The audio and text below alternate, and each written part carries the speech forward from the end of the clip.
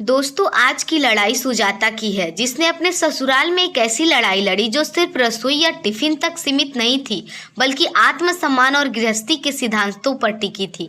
यह लड़ाई थी उसकी ननद रोशनी से, जिसे उसकी माँ की अंधी ममता ने बेशर्म बना दिया था। सुजाता की शादी को 6 महीने हुए थे। एक सुबह जब वह नाश्ते की तैयारी कर रही थी, उसकी सासू माँ अनीता जी खाली टिफिन लिए खड़ी थी। बहू रोशनी ने भेजा है, आज उसके घर उसके पति के दोस्त आ रहे हैं। कह रही थी शाही पनीर और मलाई कोफ्ता बना देना। सुजाता ने तवे पर जलते पराठे को किनारे किया और अपनी भड़ास निकालने के लिए तैयार हो गई। मम्मी जी, यह हद हो गई। अब वह शादीशुदा है, हर दूसरे दिन यहाँ से खाना क्यों जाता है? क्या उनके ससुराल में कोई रसोई नहीं है, या वह खुद बनाना नहीं जानती? अनीता जी तुरंत अपने तेवर बदल लेती थी। मुंह संभाल कर बात कर, मेरी बेटी की मर्जी, वह शौक से मंगवाती है तो तुझे क्या तकलीफ है? खाना क्या तेरे बाप के यहाँ से आता है? सुजाता ने अब तर्कों का सहारा लिया। मेरे बाप के यहाँ से नहीं, पर आपके बेटे की कमाई से आता है। क्या आप नहीं जानती कि एक गृहिणी को घर चलाने के लिए कितनी बचत करनी पड़ती है? शादी के बाद भी आपकी बेटी को लगता है कि मायका उसका कैंटीन है। यह आप ही हैं जो उसे बिगाड़ रही हैं। अनीता जी ने गुस्से में सुजाता का हाथ पकड़ लिया। तुझे ज्यादा दिमाग चलाने की जरूरत नहीं है, खाना तू ही बनाएगी, कान खोलकर सुन ले। सुजाता का गुस्सा उबल रहा था, पर वह मजबूर थी। वह मन ही मन अपनी ननद को कोसने लगी, जो यहाँ थी तब भी छाती पर मूंग दलती थी और वह वहां जाकर भी चैन से नहीं बैठती थी। रोशनी की शादी दूसरे मोहल्ले में हुई थी। शादी से पहले सुजाता ने कई बार अनीता जी से कहा था कि रोशनी का घर का काम सिखाओ, पर अनीता जी हमेशा टाल जाती थी। मेरी बेटी की शादी अच्छे घर में हो रही है, उसे यह सब करने की जरूरत नहीं है।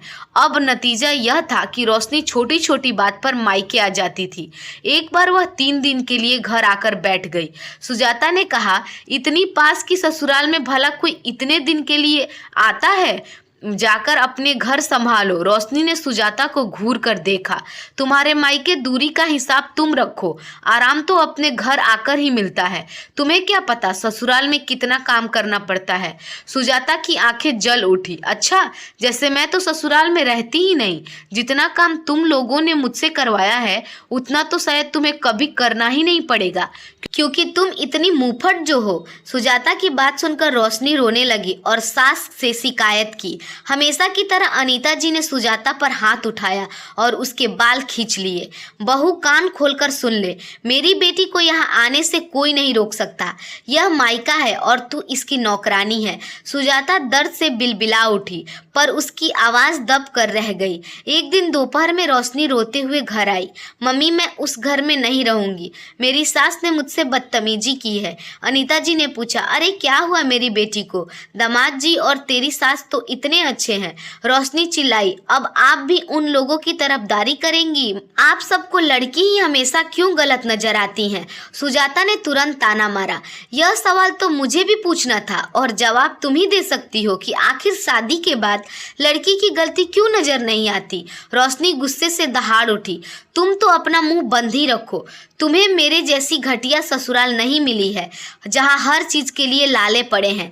कभी नहाने को साबुन नहीं होता तो कभी रोटी पर लगाने को घी। तभी वहां रोशनी के पति सर्वेश आए। उन्होंने एक लंबी सांस ली और अनीता जी से कहा, मम्मी जी, अगर घर पास है तो क्या वह हर बात पर यहाँ भाग आएगी, जबकि गलती भी इसी की होती है? सर्वेश ने चुप्पी तोड़ी। आज आपको पता है इसने क्या किया? इससे रसोई में तेल गिर गया और इसने साफ करने की बजाय सोफे पर जाकर बैठ गई। जैसे ही माँ रसोई में गई, वह फिसलकर गिर पड़ी। उन्हें पैर में फ्रैक्चर हुआ है। अभी मैं उन्हें डॉक्टर के पास छोड़कर आ रहा हूँ। अगर रोशनी का यही हाल रहा तो मेरा घर बिखर जाएगा। यह सुनकर अनीता जी ने सिर झुका लिया। सुजाता ने तिरछी नजर से सास को देखा। सर्वेश ने आगे कहा, मैंने इसे समझाया कि अपनी सास को सॉरी कहे, पर यह यहाँ आकर कहकर चली गई कि अब मैं इस घर में कभी नहीं आऊंगी। रोशनी ने तुरंत सुजाता को घूरते हुए कहा, मैंने तुमसे कितनी बार कहा है, मेरे मुंह मत लगो। मुझे समझाने के लिए मेरी माँ ही काफी है। तुम मेरी माँ नहीं हो। यह सुनकर सुजाता हक्की बक्की रह गई। सर्वेश किसी तरह रोशनी को समझा बुझाकर वापस ले गए, पर सुजाता समझ गई थी कि यह जंग अब निर्णायक मोड़ पर है। अगले दिन रात को अनीता जी ने सुजाता से कहा, बहू रोशनी के लिए मलाई कोफ्ता और मिक्स वेज बना लो, उसका मूड अच्छा हो जाएगा, उसे यह डिश बहुत पसंद है। सुजाता का धैर्य जवाब दे गया। उसने सख्ती से कहा, मम्मी जी अब आपकी छोटी बेटी नहीं है, वह शादीशुदा है। आप उसे कहिए कि मेरे साथ आकर खाना बनवाए, नहीं तो ये सारे पकवान बाहर से ऑर्डर कर लो। मैं अब और कोई शौक पूरे करने वाली नहीं हूँ। अनीता जी ने आग बबूला हो गई।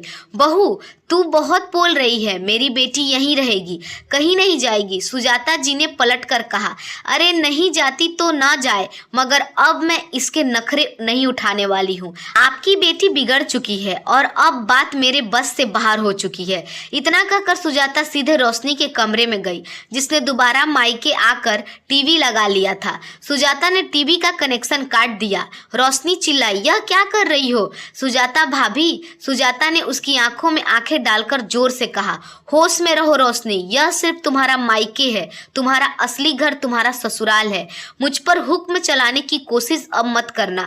सुजाता का यह रूप देख रोशनी के भी रोंगटे खड़े हो गए।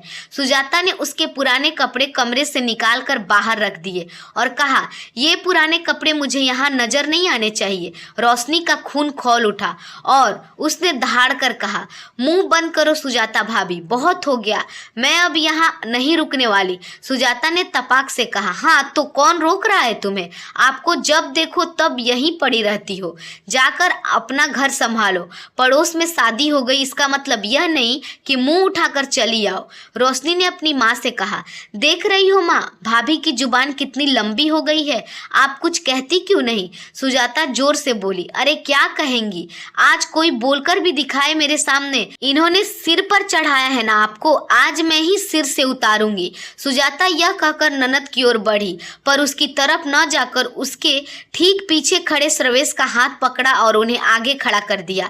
सर्वेश जी, सुजाता ने कहा, आपने मनोज को तो सब बता दिया, पर अब आपको सच्चाई सबके सामने बतानी ही होगी। सर्वेश ने बताया कि कैसे रोशनी छुपा कर खाना मंगवाती थी, कैसे उसने अपनी सास को चोट पहुंचाई, और जब माँ ने सिर्फ इतना कहा कि मायके से रोज रोज खाना ठीक नहीं, तो रोशनी ने उन्हें वृद्धाश्रम जाने तक को कह दिया। माँ ने उसे गुस्सा में कहा, इससे अच्छा तुम मायके ही चली जाओ, और यह यहाँ आ गई। अगर यह इतनी छोटी छोटी बात पर यहाँ आएगी और बार बार तलाक मांगेगी तो एक दिन मैं भी दे दूंगा। यह सुनकर अनीता जी के पांव तले जमीन खिसक गई। उन्हें पहली बार अपनी बेटी पर गुस्सा आया। सुजाता ने कहा, मम्मी जी आपको पहली बार तभी रोशनी को डांटना चाहिए था जब उसने तेल गिराया और आपकी समधिन को फ्रैक्चर हुआ।